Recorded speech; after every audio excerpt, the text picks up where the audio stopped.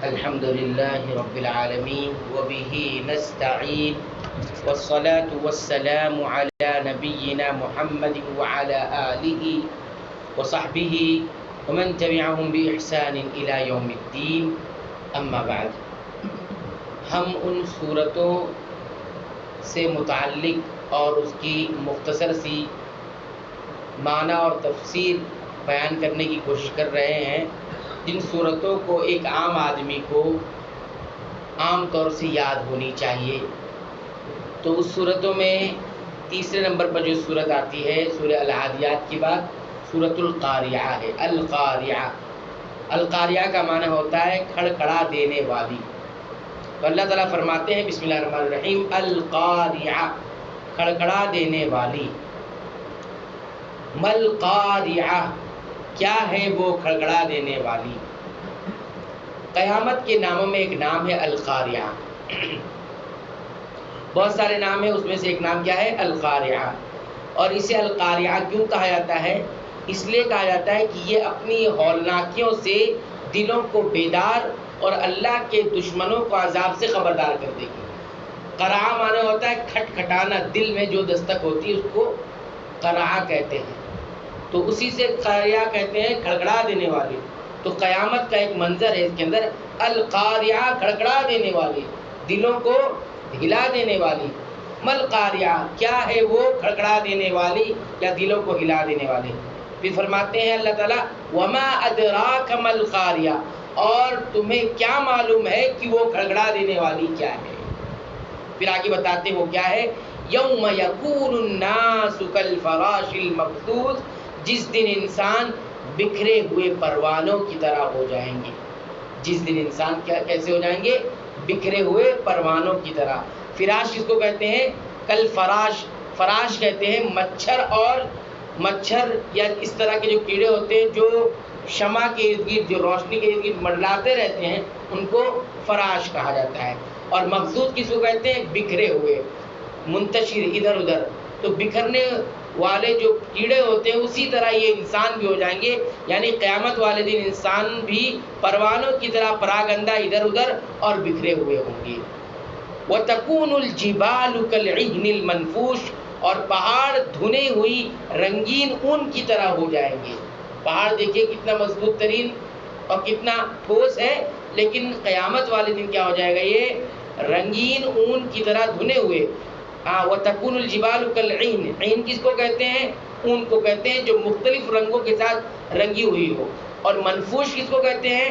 دھنی ہوئی، جو اون کو دھن دیا جاتا ہے اس طرح.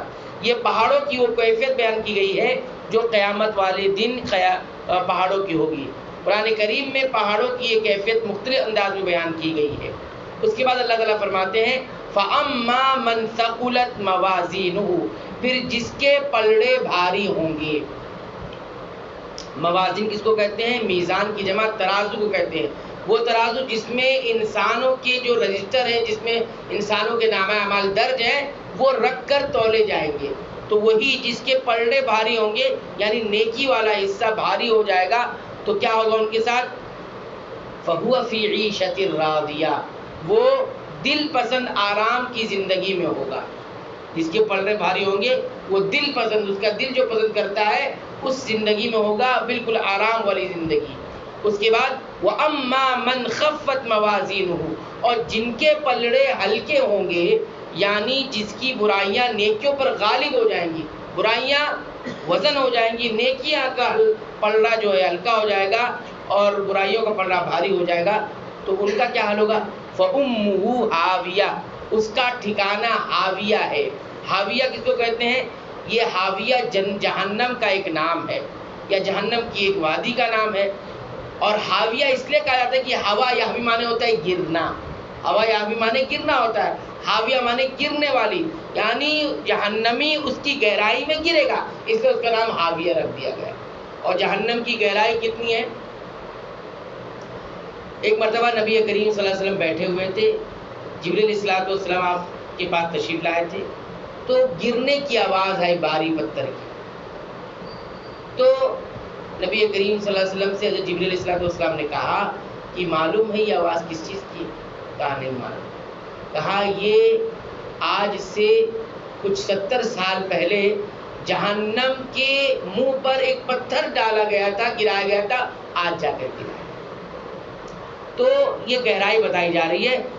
فَأُمُّهُ هَاوِيَةٌ، جس کا نیکی کا پلڑا ہلکا ہو گیا، بھاری، برائی کا پلڑا بھاری ہو گیا، تو اس کا ٹھکانہ کہیں حاویہ ہوگا۔ اور کبھی کبھی فَأُمُّهُ، اس کا ٹھکانہ، کہتے ہیں اعمال کو بھی کہا جاتا ہے، اس کا ٹھکانہ جو ہے کیا ہوگا؟ حاویہ ہوگا۔ اس کے فرمایا وَمَا أَدْرَاكَ مَا هِيَ، اور آپ کو کچھ اندازہ ہے وہ کیا چیز ہے، حاویہ کیا چیز ہے؟ تو اللہ تعالیٰ خود ہی فرماتے ہیں نارٌ حامیہ، وہ تیز تند آگ ہے۔ وہ کیا ہے؟ تیز تند آگ ہے۔ جس طرح حدیث میں آتا ہے کہ انسان دنیا میں آگ جلاتا ہے، یہ جہنم کی آگ کا 70واں حصہ ہے۔ جہنم کی آگ دنیا کی آگ سے 1 کم 70 یعنی 69 درجہ زیادہ ہے۔ اسی طرح ایک اور حدیث میں آیا کہ آگ نے اپنے رب سے شکایت کی، کیا شکایت کی؟ کہ میرا ایک حصہ دوسرے حصے کو کھائے جا رہا ہے۔ جہنم نے رب سے شکایت کی کہ میرا ایک حصہ دوسرے حصے کو کھائے جا رہا ہے۔ اللہ تعالیٰ نے اسے 2 سانس لینے کی اجازت دی کہ 2 سانس لینے کی آپ کو اجازت ہے، 1 سانس گرمی میں اور 1 سانس سردی میں۔ بس جو سخت سردی ہوتی ہے یہ اس کا ٹھنڈا سانس ہے جو جہنم لے رہی ہے، اس لیے دنیا میں ٹھنڈ پڑتی ہے، اور جب سخت گرمی پڑتی ہے تو یہ جہنم کی جو دوسری سانس ہے وہ گرم سانس ہے۔ اور ایک اور حدیث میں نبی کریم صلی اللہ علیہ وسلم نے فرمایا جب گرمی زیادہ سخت ہو تو نماز ٹھنڈی کر کے پڑھو، اس لیے کہ گرمی کی شدت جہنم کی جوش کی وجہ سے ہے۔ گرمی کی شدت کیوں ہوتی ہے؟ جہنم جوش مارتی ہے۔ تو اللہ تعالیٰ نے وہی نارٌ حامیہ، اس صورت کو بھی آپ پڑھیں، ترجمہ اس کا دیکھیں، تفسیر دیکھیں، اور کما حق کو کوشش کریں کہ سورت کو یاد کرنے کے بعد اس کا ترجمہ بھی یاد کر لیں، تاکہ جب آپ تلاوت کریں، نماز میں اسے پڑھیں، تو آپ کی نماز میں دھیان ہو، آپ کی نماز میں اس سورت کی عظمت ذہن و دماغ میں ہو، قیامت کی ہولناکیت سامنے ہو، تاکہ آپ کی نماز میں خشوع خضوع پیدا ہو۔ تو یہ بھی صورت یاد کرنی چاہیے۔ اللہ تعالیٰ سے دعا ہے رب العالمین تو ہمیں ان تمام باتوں کو یاد رکھنے اور اس پر عمل کرنے کی توفیق عنایت فرما، آمین۔